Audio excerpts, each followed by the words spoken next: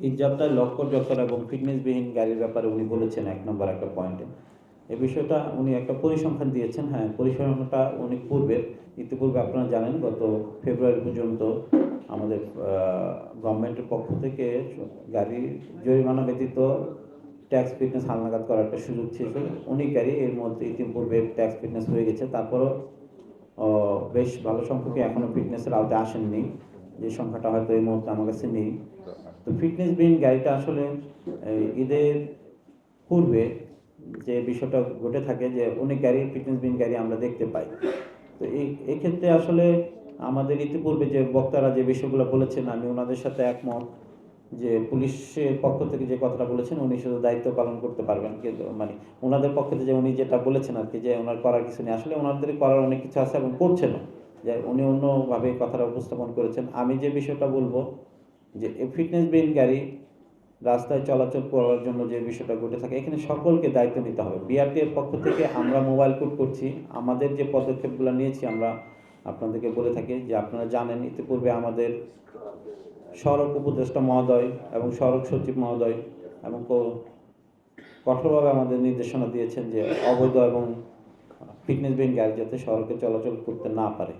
সেক্ষেত্রে আমরা 64 ডিস্ট্রিক্টে আমরা কিন্তু টিম করেছি, ভিজিটিং টিমস করা হয়েছে আমাদের, সেই টিম কাজ করছেন এবং পুলিশ প্রশাসন, লোকাল মালিক, শ্রমিক এবং বিআরটি মিলে সকল জেলায় আমাদের টিম গঠন করা হয়েছে, সেই টিম কাজ করছেন।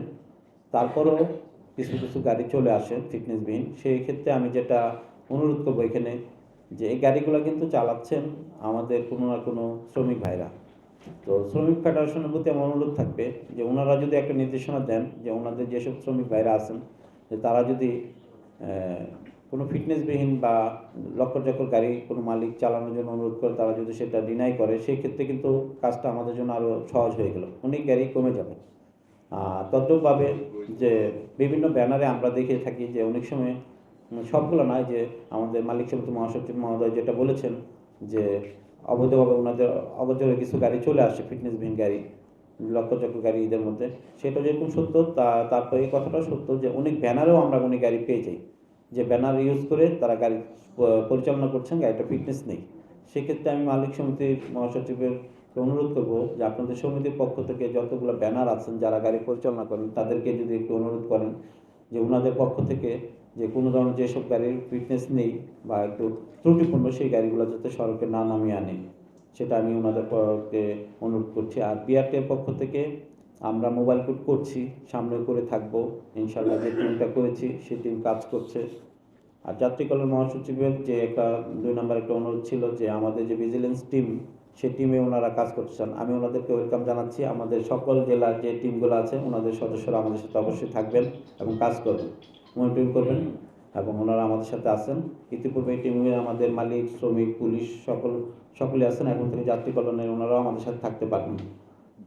আর ঈদের পূর্বে এবং ঈদের পরে যে দুর্ঘটনার যে আমাদের যে অভিজ্ঞতা আমরা দেখেছি যে আপনার